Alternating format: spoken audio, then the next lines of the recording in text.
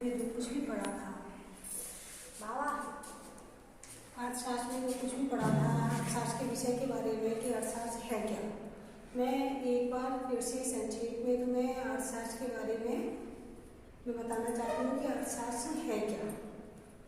अर्थशास्त्र जैसा कि नाम से ही पता है कि अर्थ धन शास्त्र, अर्थशास्त्र जो शब्द लिया गया है वो ग्रीक भाषा के दो शब्दों से लिया गया है। ओको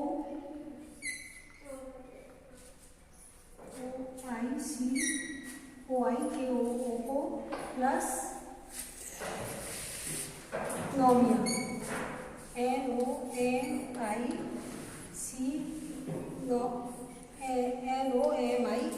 नोमिया से लिया गया है ओकोनोमिया।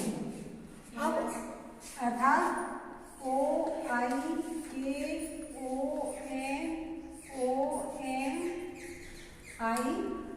ओकोनोमिया, इसका मतलब है ओइको का मतलब है OIKO मीन्स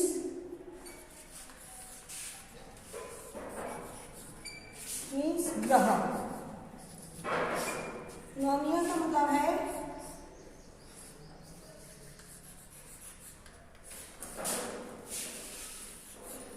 का मतलब है प्रबंध, अर्थात अर्थशास्त्र के अंतर्गत जो हम अध्ययन करेंगे वो ग्रह प्रबंध का अध्ययन किया जाता है। किसका अध्ययन किया जाता है अर्थशास्त्र के अंतर्गत?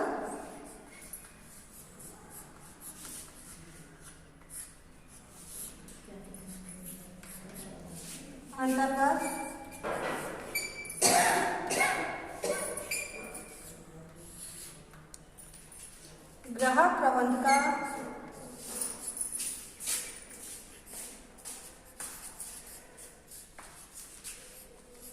का अध्ययन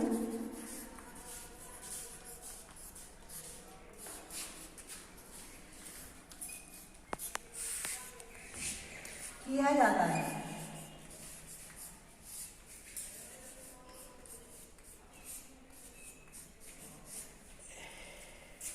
अर्थात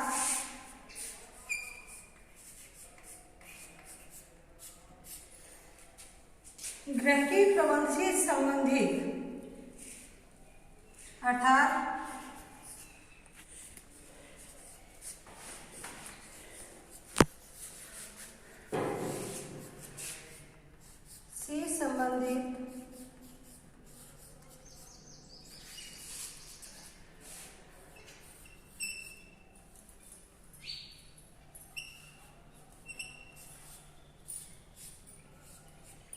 आर्थिक क्रियाओं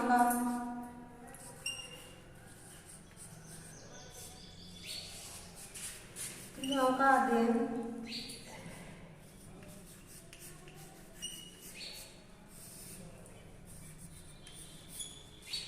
अध्ययन किया जाता है।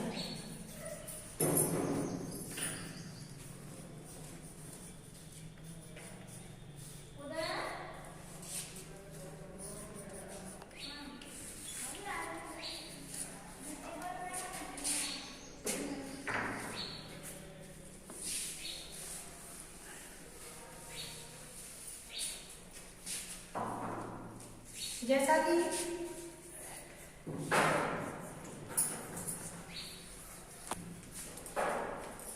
कि अर्थशास्त्र शब्द से स्पष्ट है, अर्थशास्त्र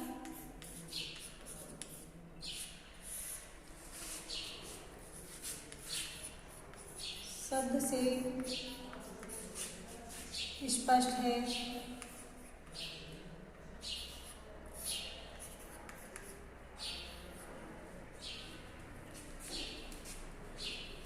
कि अर्थ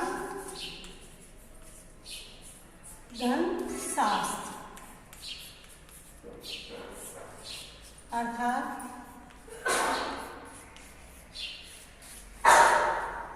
धन का शास्त्र, धन का शास्त्र।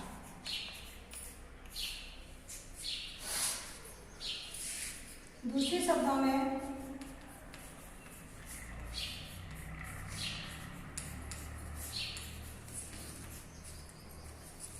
धन प्राप्त करने से संबंधित, धन प्राप्त करने से संबंधित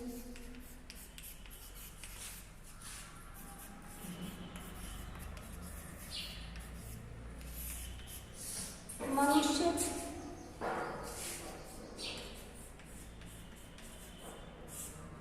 जो भी क्रियाएं करता है,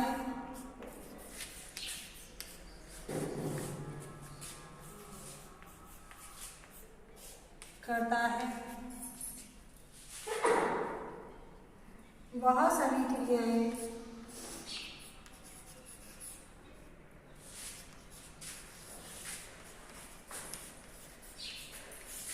आर्थिक क्रियाएं कहलाती हैं।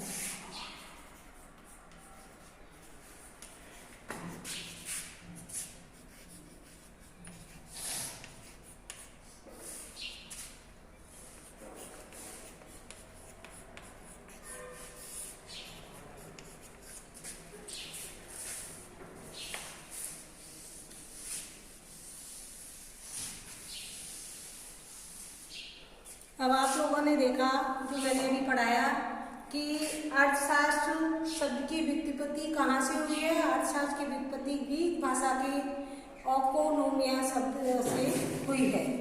ओकोनोमिया शब्द से मतलब है ओको प्लस नोमिया। ओकोनोमिया यानी ओको का मतलब है ग्राहक और नोमिया का मतलब है प्रबंधन। ओकोनोमिया शब्द का मतलब है कि ग्राहक प्रबंधन, यानी हमारा जो अर्थशास्त्र है वो ग्राहक प्रबंधन से संबंधित सारी क्रियाओं के अध्ययन का क्षेत्र है। इसमें आर्थिक क्रियाओं से संबंधित जितनी भी क्रियाएं होती हैं, यानी मनुष्य की आवश्यकताओं की पूर्ति के लिए मनुष्य जो भी क्रियाएं करता है वो सभी अर्थशास्त्र के क्षेत्र के अंतर्गत आता है। अब अर्थशास्त्र की परिभाषाओं के संबंध में अर्थशास्त्रियों में मतभेद रहा है।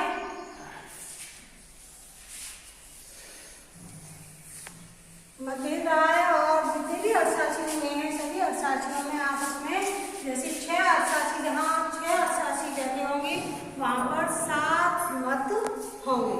ये बारबरा बुक का कहना है। तो अर्थशास्त्र की परिभाषा है।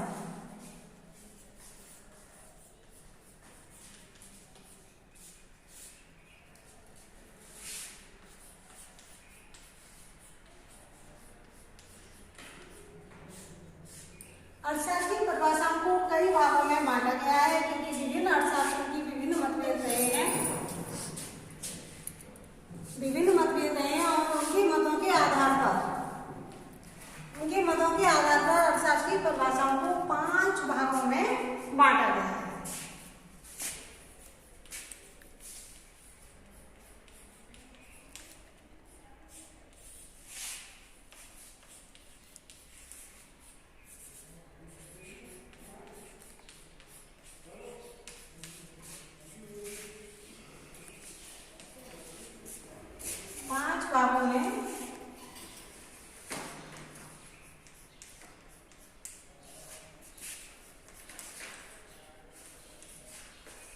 बांटा गया है। नंबर 1,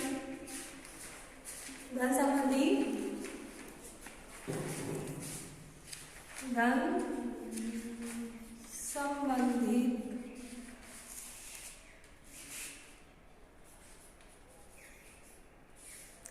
अर्थशास्त्र की संबंधित परिभाषा।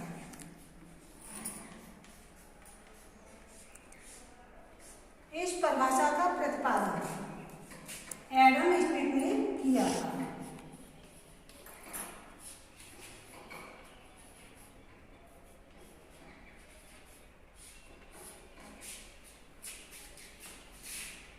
इसके बाद में दूसरी परिभाषा आती है कल्याण संबंधी परिभाषा।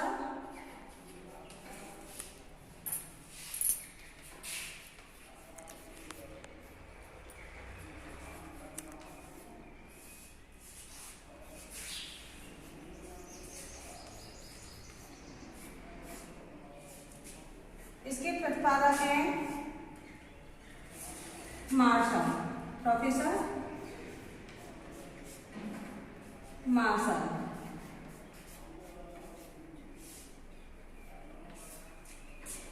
तीसरी परिभाषा आती है सीमितता केंद्रित परिभाषा।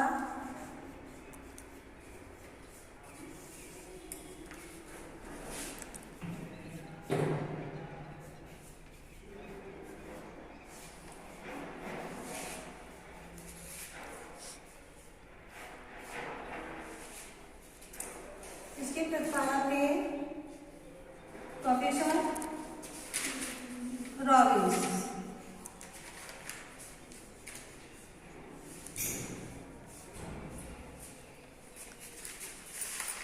नंबर 4 है आवश्यकता भिन्नता की परिभाषा।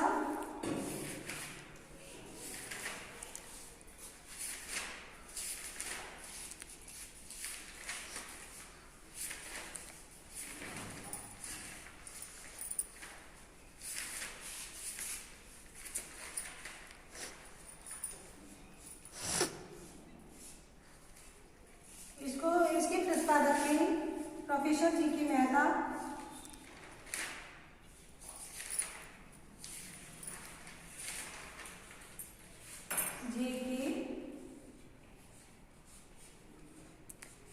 मेहता।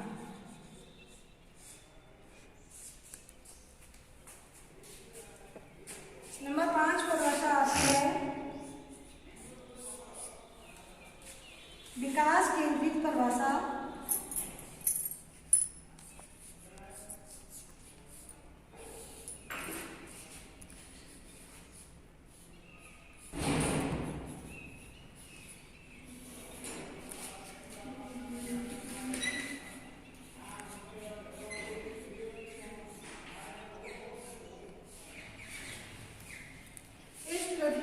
परिभाषा के प्रतिपादक प्रोफेसर सैमुअल्सन हैं, जो कि नोबेल पुरस्कार विजेता थे।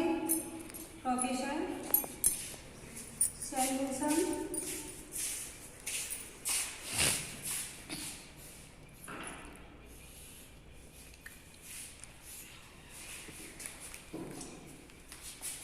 अब ये जो धन संबंधित परिभाषा दी है, जो धन संबंधित परिभाषा है वो एडम स्मिथ ने दी है। ये एडम स्मिथ ही आधुनिक अर्थशास्त्र की जन्मदाता भी माने जाते हैं। एडम स्मिथ को आधुनिक अर्थशास्त्र का जनक के पिता भी कहा जाता है। इन्होंने अपनी सन 1776 ईस्वी में एक पुस्तक प्रकाशित की थी, जो कि an inquiry into the nature and causes of wealth of nation. उस परिभाषा, उस पुस्तक के अंतर्गत उन्होंने अर्थशास्त्र की परिभाषा को प्रतिपादित किया था। तो हम इसके बाद में इन परिभाषा को डिटेल में तुम्हारे उसमें सब्जेक्ट में, तुम्हारे विषय के अंतर्गत, विषय वस्तु के अंतर्गत तुम्हारी ये धन संबंधित परिभाषा और सीमितता केंद्रित परिभाषा, इनका अध्ययन महत्वपूर्ण रूप से किया जाएगा।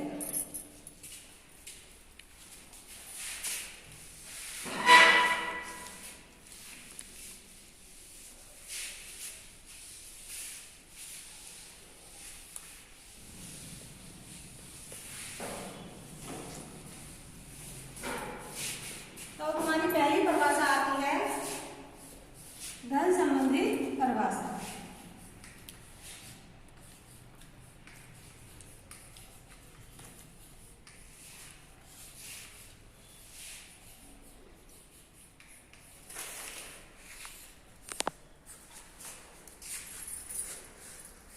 इस परिभाषा का प्रतिपादन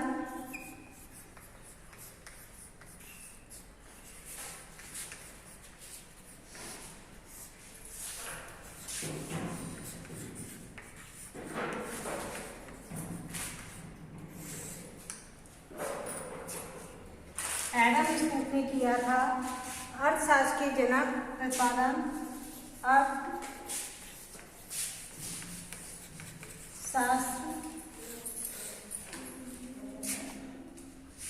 के जनक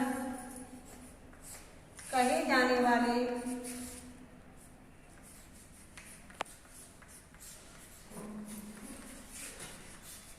अर्थशास्त्री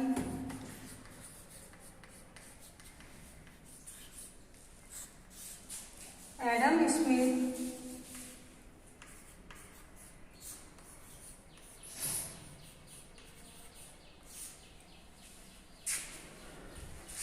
द्वारा किया गया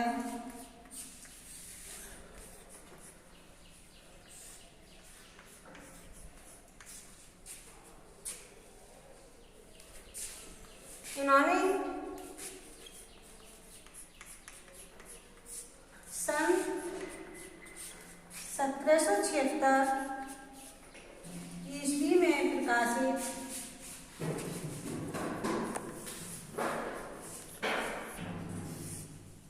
अपनी पुस्तक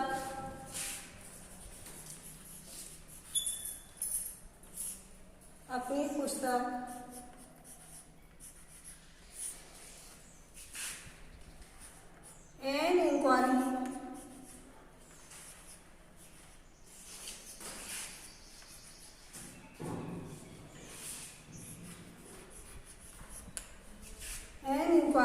into the nature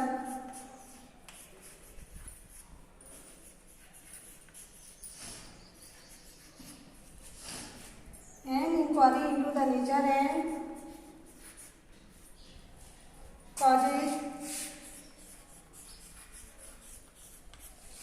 causes where of nation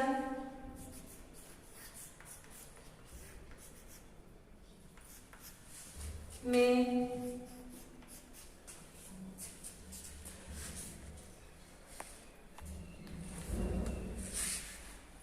अर्थशास्त्र की परिभाषा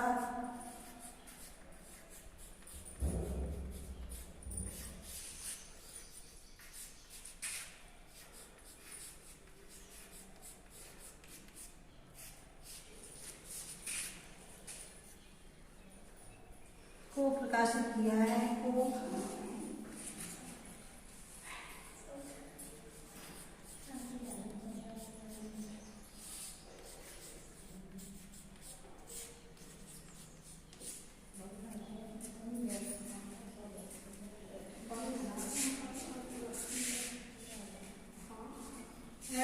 द्वारा के शब्दों में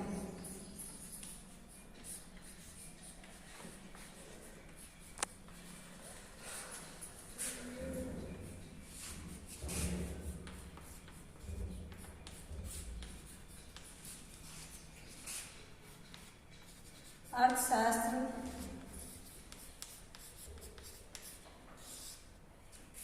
राष्ट्रों की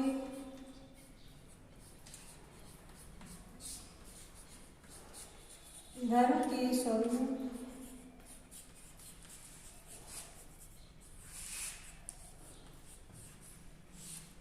एवं कारणों की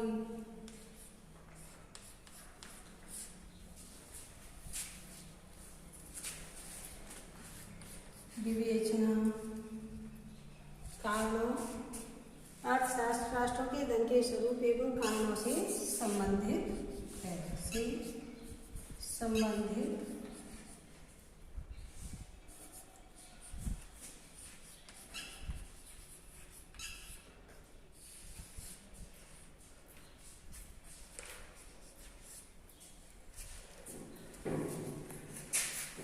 ये तो थी तुम्हारी एडम स्मिथ की धन संबंधी परिभाषा। एडम स्मिथ ने ये धन पर जोर अधिक दिया था अर्थशास्त्र के अंतर्गत। उनका मानना था जिस समय पे एडम स्मिथ का प्रादुर्भाव हुआ था, जिस समय एडम स्मिथ का समय काल ऐसा था, उस समय पर कि धन को बहुत अधिक महत्व दिया जाता था। जिसकी कहते हैं ना, जिसके हाथ में लाठी होगी भैंस वहीं ले जाएगा। 18वीं शताब्दी में उस समय धन के लिए इतनी मारामारी थी कि इंसान उस समय पे कुछ भी नहीं था, धन सब कुछ था। इंसान धन के लिए एक दूसरे को मार रहा था, पीट रहा था, काट रहा था, उसके लिए कोई रूल नहीं थे। शाम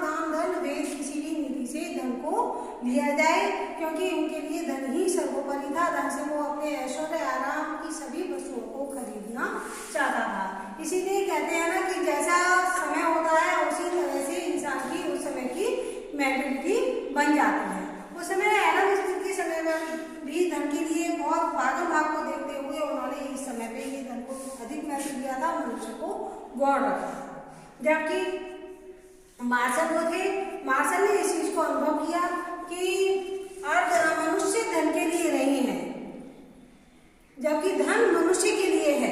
इसीलिए उन्होंने कल्याण, इसमें एडम स्मिथ की परिभाषा में कल्याण से कोई सरोकार नहीं था, मनुष्य का अहित ही छुपा हुआ था उसमें। लेकिन जो मार्शल ने परिभाषा दी थी, मार्शल ने इसीलिए इसकी कटु आलोचना की और आलोचना करते हुए और आगे एडम अपनी परिभाषा कल्याण संबंधी परिभाषा दी। लेकिन तुम्हारी उसमें सब्जेक्ट में अब प्रोफेसर रॉबिन्स की परिभाषा महत्वपूर्ण है। इसके बाद में हम तुम्हें प्रोफेसर रॉबिन्स की परिभाषा